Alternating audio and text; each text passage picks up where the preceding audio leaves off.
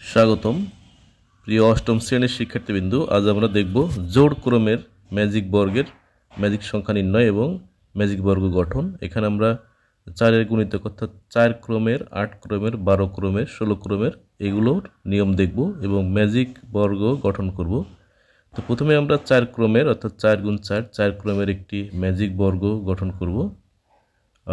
যেখানে ম্যাজিক সংখ্যা নির্ণয় করে নিচ্ছে আমরা n × n² + 1/2 অর্থাৎ n এখানে কিন্তু 4, তাহলে কিন্তু আমাদের 4 × 4² + 1/2, তাহলে কিন্তু আমাদের ম্যাজিক সংখ্যা হলো কত?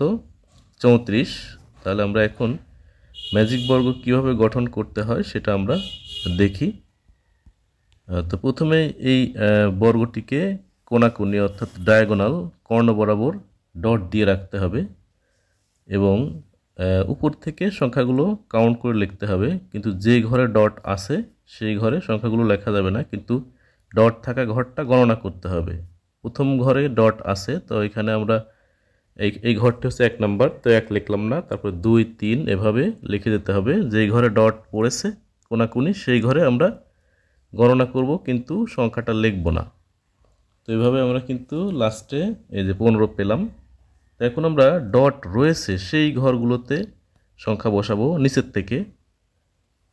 থেকে আমরা গণনা করতে করতে যাব। যত নাম্বার ঘরে ডট রয়েছে তত সংখ্যাটি বসবে। এখন প্রথমের ঘরে কিন্তু ডট রয়েছে, সবসময় ডান থেকে যেতে হবে। প্রথম ঘরে ডট রয়েছে অর্থাৎ 1 নাম্বার ঘর, 2 নাম্বার ঘরে নেই, তারপর 4 নাম্বার, এভাবে 12 এখানে কিন্তু ডট নেই, 6, 7, ওখানে 8 নাম্বার ঘরে 9 রয়েছে, এভাবে গণনা করে আমাদের বসাতে হবে। 11 এবং এখানে 13 হবে, তারপর 14, 15 হবে না, 16। তাহলে এভাবে কিন্তু আমরা 4 ক্রমের ম্যাজিক বর্গ অনায়াসে গঠন করতে পারবো। এখন আমরা যদি যোগ করে দেখি সব কলাম, রো এবং কর্ণ বরাবর, তাহলে কিন্তু আমরা একটি সংখ্যা পাবো, সেটাই হচ্ছে ম্যাজিক সংখ্যা 4 গুণ 4 ক্রমের, অর্থাৎ 4 ক্রমের ম্যাজিক সংখ্যা 34। নিশ্চয়ই আমরা বুঝতে পেরেছি যে 4 ক্রমের ম্যাজিক বর্গ কীভাবে গঠন করতে হয়। এখন আমরা 4-এর গুণিতক অর্থাৎ 8 ক্রমের একটি ম্যাজিক বর্গ গঠন করব।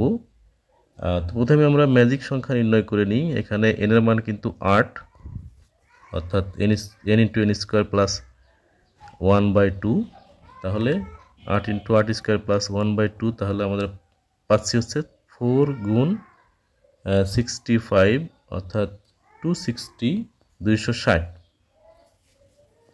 তো আমরা আগের মতোই দেখি এই বড় যে বর্গটি আছে সেটিকে কিন্তু আমরা 4 ভাগে ভাগ করে নিব। 4 ভাগে ভাগ করলে এখানে প্রত্যেকটা ভাগে পড়বে 4 বর্গের একটি ম্যাজিক বর্গ, 4 বর্গের একটি বর্গ পড়বে। তাহলে আমরা আগের মতোই প্রত্যেকটি 4 বর্গের ঘরকে কোণাকুণি বরাবর ডট দিয়ে নিব, কর্ণ বরাবর ডট দিয়ে নিব। এই 2 নম্বরে, এবার 3 নাম্বার ঘরটাকেও আমরা কোণাকুণি এভাবে ডট দিয়ে নিচ্ছি কর্ণ বরাবর। এখন এটাকেও আমরা কর্ণ বরাবর দাগ দিয়ে নিলাম। এখন আগের মতো যে নিয়মটা সেটা হচ্ছে উপর থেকে আমাদের ঘরগুলো গণনা করে লিখতে হবে, কিন্তু যে ঘরে ডট পড়েছে সেই সংখ্যাটা লেখা যাবে না। অর্থাৎ এখানে কিন্তু প্রথম ঘরে ডট রয়েছে, তো এখানে এই ঘরটা 1 নাম্বার, এখানে কিন্তু 1 লেখা যাবে না, তারপর 2, 3, 4, 5 লেখা যাবে না, 6, 7, 8 লেখা যাবে না, 9, এভাবে কিন্তু আমরা লিখে যাব। 12, 13, 14, 15 লেখা যাবে না, 16, তারপর হচ্ছে 17, 18, 19 লেখা যাবে না, 20, 21, 22, 23 লেখা যাবে না, 24, 25 লেখা যাবে না, 26, 27, 28, 29 লেখা যাবে না, 30, 31, 32 লেখা যাবে না, 33 লেখা যাবে না, এবার হচ্ছে 34, 35, 36, 37 লেখা যাবে না, ঘরে হবে হচ্ছে 38, 39, 40 লেখা যাবে না, 41, 42, 43 লেখা যাবে না, 44 লিখতে হবে, 45, 46, 47 লেখা যাবে না, ডট রয়েছে, 48, এরপর হচ্ছে 49,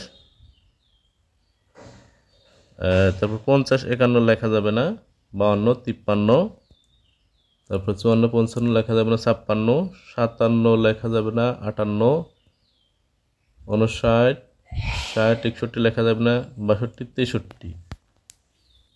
তো এখন আমরা নিচের থেকে বাকি যে ঘরগুলো রয়েছে সেই ঘরগুলো পূরণ করব।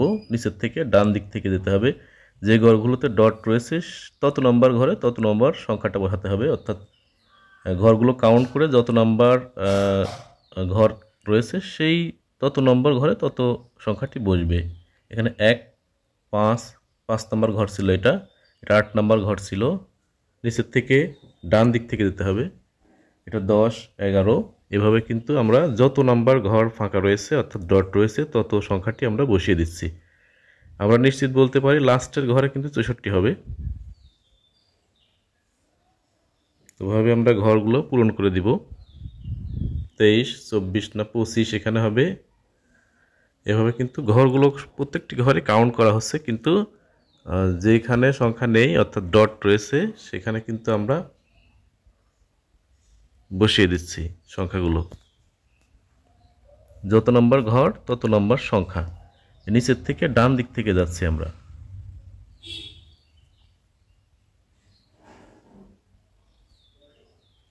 তো এখানে এটা হচ্ছে 46, এটা 47 নম্বর ঘর, তাহলে 47 বসবে। এটা হচ্ছে 50 51 54 নম্বর, এটা 55 নম্বর ঘর। এটা 57 নম্বর ঘর, নিচের থেকে গণনা করে আসলে 60 61 62 63, লাস্টেরটা হচ্ছে আমাদের 64। তাহলে কিন্তু আমরা একটি পূর্ণাঙ্গ ম্যাজিক বর্গ পেয়ে গেছি। 8 ক্রমের ম্যাজিক বর্গ পেয়ে গেছি। এখানে কিন্তু 64টা ছোট ছোট বর্গ রয়েছে, সেজন্য আমাদের লাস্টের সংখ্যাটা 64 হয়েছে। এখন আমরা রো কলাম এবং ডায়াগোনাল এবং অর্থাৎ কর্ণ বরাবর যোগ করে কত পাই, এই যে সব সময় কিন্তু 260 পাচ্ছি, আর 260টি আমাদের ম্যাজিক সংখ্যা।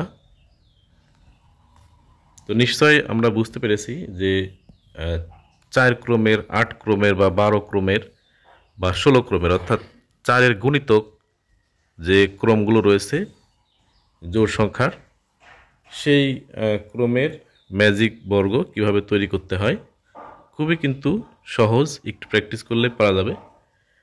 তো সবাইকে অনেক ধন্যবাদ। তো পরবর্তী ভিডিওতে আমরা দেখব অন্যান্য যে জোড় সংখ্যা রয়েছে সেগুলো হচ্ছে 6 10, এভাবে ওই 6 এবং 10 ক্রমের এবং অন্যান্য ক্রমের ম্যাজিক বর্গ কীভাবে গঠন করতে হয়।